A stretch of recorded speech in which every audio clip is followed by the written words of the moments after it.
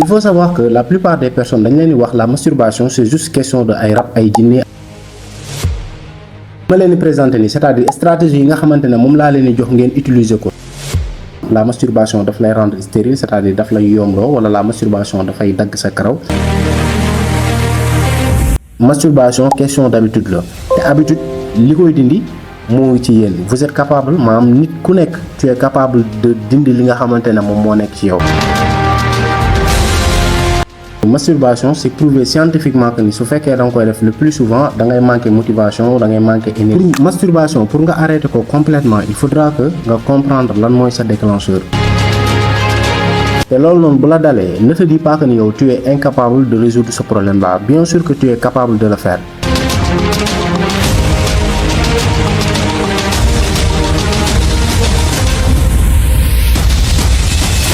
Tout récemment dama dugal benn vidéo sur Facebook maanaam ci plateforme réseau social que ça soit Facebook Instagram. nekk na vidéo boo xamante ne viral na ñu ci bëri gis nañ ci seen bopp c'est-à-dire la question de la masturbation ñi nga xamante ne dañuy mballu donc. ñi may laaj des questions di ma poser des questions Cheikh est-ce que doo ñu jàppale surtout ñi nga xamante ne ñoom ñoo ma doon message j'ai vu votre message d'ailleurs am na ci yoo xamante ne sax bon je pouvais pas répondre moo tax j'ai préféré ma def benn vidéo boo xamante ne dama leen di expliquer naka ak nan ngeen di def ba génn situation yi nga xamante ne moom ngeen nekk. Il faut savoir que la plupart des personnes dañ leen di wax la masturbation c'est juste question de ay rab ay jinne affaire yu demee noonu man je dis pas ça question d'habitude la te habitude dafa am noo xamante ne noonu nga koy dindee ci sa bopp. c'est-à-dire habitude moo nekk benn affaire boo xamante ne nekkul ni da ngay ñëw xëcc ko ci yow rek génne teg ko à côté non ça sera pas possible. ma leen di présenter ni c'est-à-dire stratégie yi nga xamante ne moom laa leen di jox ngeen utiliser ko ce sont des stratégies yoo xamante ne je vous dis pas que ni bu ngeen ko utiliser pendant une semaine vous allez voir des résultats wala su fekkee da ngeen ko utiliser pendant un mois wala 2 mois vous allez voir des résultats ça sera pas possible mais nag compréhension bi mën na ute par rapport ak nit ñi nga xamante ne ñoom ñoo koy appliquer tel que je l'explique. c'est-à-dire am na ñoo xamante ne mën nañ ko comprendre tey bu ñu seetaanee vidéo tout simplement ñu comprendre li nga xamante ne moom laa leen di wax am na ci ñoo xamante ne peut-être dans une semaine la ñuy comprendre am na ñoo xamante ne dans un mois peut-être am na ñoo xamante ne duñ mës a comprendre ba ilaa yow mi dina. pour ñi nga xamante ne am nañ problème boobu noonu restez jusqu'à la fin de la vidéo ma expliquer leen ko point par point yan stratégie ngeen di teg yan méthode ngeen di employer ak yan yoon ngeen di jaar pour génn situation yi nga xamante ne moom ngeen nekk. alors sachant que vidéo bi partie par partie lay doon. Il faut savoir que dañuy développer première partie bi tout d'abord parler des conséquences de la masturbation. La plupart des personnes dañ leen di wax que ni la masturbation dafa am des conséquences physiques yoo xamante ne daf koy def ci nit ki. Bien sûr que oui la masturbation a des conséquences yoo xamante ne daf koy def ci nit ki. mais foofu la masturbation excessive la ñuy wax la masturbation excessive te je pense que ci àdduna nit ki lépp loo xamante ne yaa ngi koy def te si c'est excessif ça va tuer. c'est-à-dire lépp loo xam lu ëpp tuuru comme ni ko Olof Njaay di waxee loolu moom c'est des choses yoo xamante ne c'est réel donc il faut savoir que nit ñi li ñuy génne di wax naan maanaam la masturbation daf lay rendre stérile c'est-à-dire daf lay yomloo wala la masturbation dafay dagg sa karaw wala la masturbation daf lay gumbaloo wala day wàññi sa taux de testostérone affaire demee noonu il faut savoir que toutes ces choses là ne sont pas vérifiées scientifiquement. c'est-à-dire les scientifiques n'ont pas prouvé que conséquences yi nga xamante ne nit ñi souvent ñoo ngi koy employer di ko wax dans la société nekkul des choses yoo xamante ne c'est réel. bien vrai que nag am na des conséquences yoo xamante ne ça existe bel et bien dans la masturbation mais lu société bi di wax question de masturbation daf lay yomloo question de masturbation daf lay gumbaloo wala la question de masturbation dafay dagg sa karaw affaire de même toutes ces choses là ce sont des choses yoo xamante ne c'est pas tout vrai parce que c'est pas prouvé scientifiquement bien vrai que nag je pèse bien mes mots bien vrai que ni la masturbation a des conséquences néfastes dans la vie des personnes. Il faut savoir que conséquences yi nga xamante ne masturbation mën na la ko indil c'est-à-dire la douleur. ñi nga xamante ne dañuy def la masturbation le plus souvent vous voyez que ni ngeen baal ma ci kàddu gi awra bi dafa nekk loo xamante ne le plus souvent dafay metti parce que choc bi nga xamante ne moom nga koy teg moom mooy waral que ni le plus souvent sa awra dafay metti en plus de ça dafay indi irritation bon xam ngeen ko c'est pas la peine ma leen di expliquer lu ci bari la fatigue temporaire aussi ñi nga xamante ne dañ koy def par exemple tey su fekkee da ngay appliquer la masturbation tu vois que ni le plus souvent da ngay def effort yu ndaw et ça te fatigue maanaam da ngay sonn ba bon comme pas possible quoi. donc ça ce sont des éventuelles conséquences yi nga xamante ne la masturbation mën na ko indi envers nit ki. En plus de ça li nga xamante ne le plus souvent la société mu ngi koy développer, c'est-à-dire le fait que su fekkee da ngay def masturbation ëllëg ak ci biir bu fekkee am nga soxna am nga jabar maanaam satisfaction bi ci moom du mat carrément quoi. te loolu noonu ce sont juste des trucs yoo xamante ne la société moom moo koy développer, c'est pas prouvé scientifiquement quoi. Donc foofu noonu problème bi n'est pas question que masturbation baax na wala baaxul, mais problème bi mooy le fait de l'utiliser excessivement, c'est-à-dire nga ciy def une fois par exemple dans la journée wala dans la semaine. Dans le cadre psychologique et moral foofu tak dama ciy taxaw lu bëree bëri parce que vous savez que masturbation c'est prouvé scientifiquement que ni su fekkee da nga koy def le plus souvent da ngay manquer motivation, da ngay manquer énergie. waaye te je pense que jeune boo nekkee xale ñaar yooyu noonu motivation ak énergie nekk na loo xamante ne moom moo lay gën a avancer la. donc la masturbation dafay day dindi motivation bi nga xamante ne moo nekkoon ci yow parce que le plus souvent les films que vous regardez là nekk na des choses yoo xamante ne c'est pas du tout réel te dafay impacter ci sa cerveau bi. c'est-à-dire dafa am des trucs yoo xamante ne daf koy développer ci sa cerveau bi ba yow lépp loo mënti dugg manque de concentration dafay ñëw, c'est-à-dire doo am benn concentration bi. donc loolu dafay tax lépp loo dugg doo ko mën a aboutir. manque d'énergie bi aussi comme je l'expliquais tout à l'heure loo def da ngay sonn.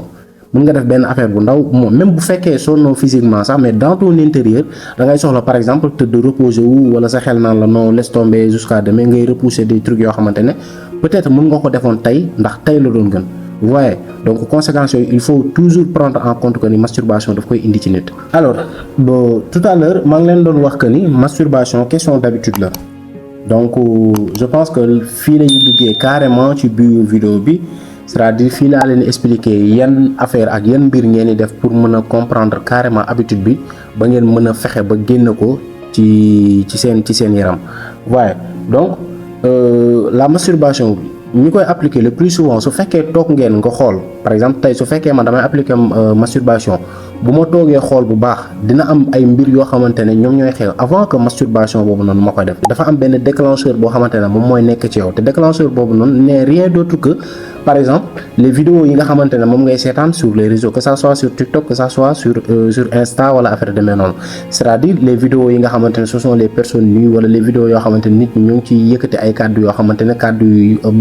kàddu yu je dirais kàddu yu jaarul yoon la ak comportement yi vous voyez. donc le plus souvent bu fekkee da ngay def masturbation loolu noonu moom mooy waral que ni ngay am envie di dem seetaani vidéo boobu noonu. donc il faut juste ngeen comprendre seen déclencheur lan la maanaam li nga xamante ne moom mooy permettre yow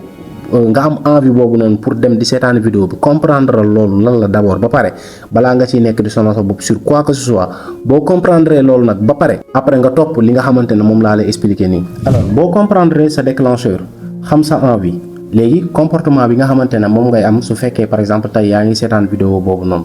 tey su fekkee yaa ngi seetaan vidéo boobu noonu comportement yi ngay am tu sais pertinemment que ni nekkul des comportements yoo xamante ne yow di nga ko bëgg réellement ndax vous savez que la plupart su fekkee da ngay seetaan les vidéos kii là quand tu fais la masturbation boo paree yow déjà da ngay jéppi sa bopp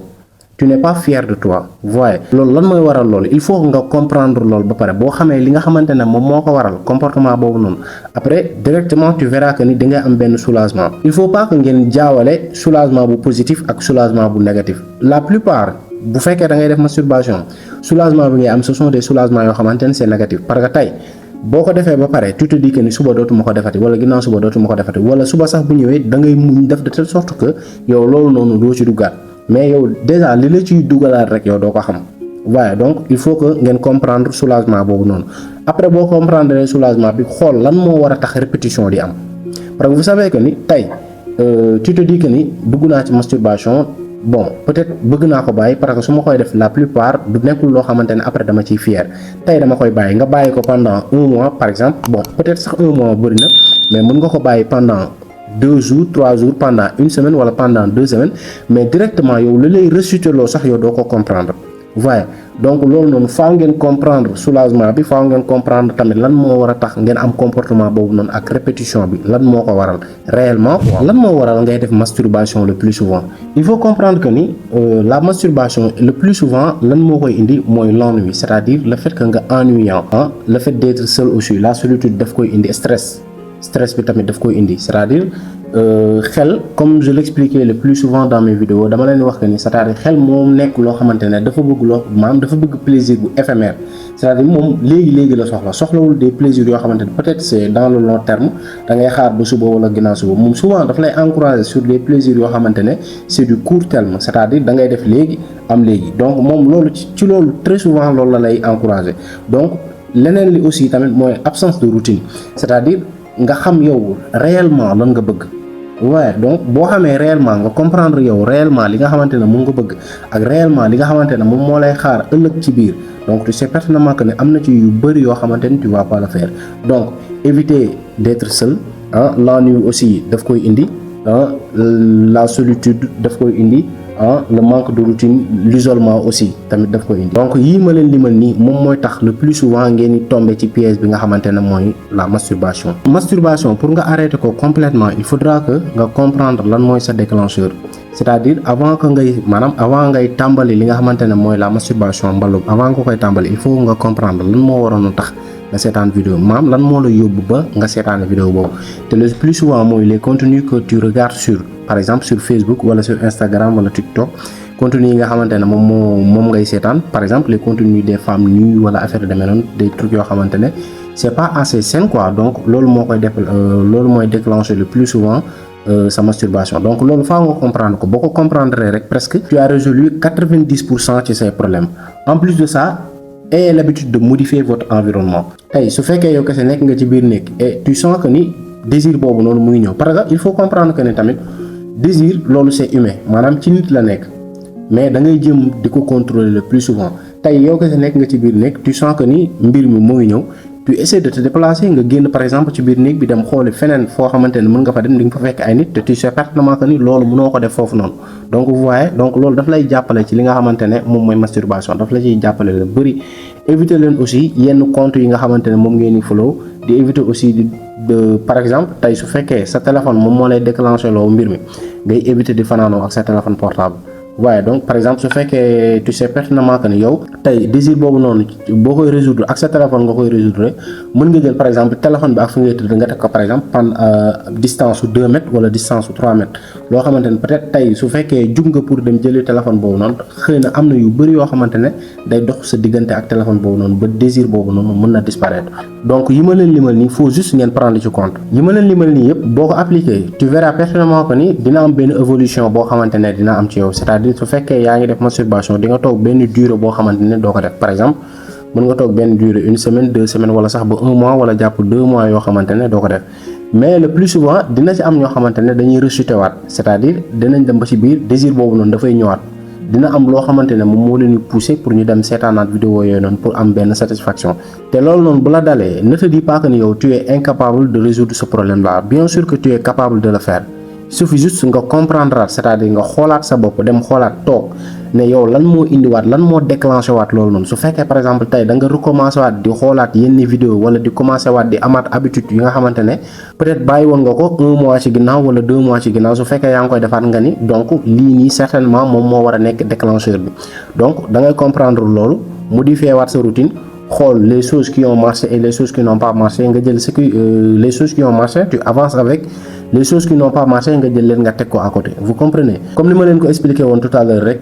masturbation question d'habitude la te habitude li koy dindi moo ngi ci yéen vous êtes capable maanaam nit ku nekk tu es capable de dindi li nga xamante ne moom moo nekk ci yow mais boo koy dindi c'est pas question que da nga koy dindi rek dem sa yoon non mais boo koy dindi da ngay am loo koy remplacer. donc ñoo ngi juste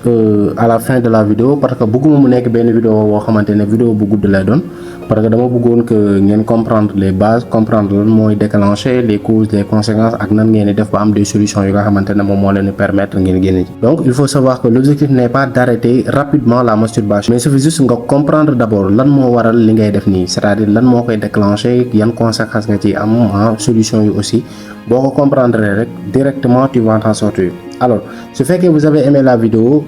like leen ngeen partager vidéo bi et si vous voulez aussi mën nañ ko élargir parce que bëgguma woon vidéo mu nekk vidéo boo xamante ne lu gudd la donc mën ngeen ma wax dans les commentaires à la prochaine fois incha allah dinaa ko gën a yaatal bu soobee yàlla.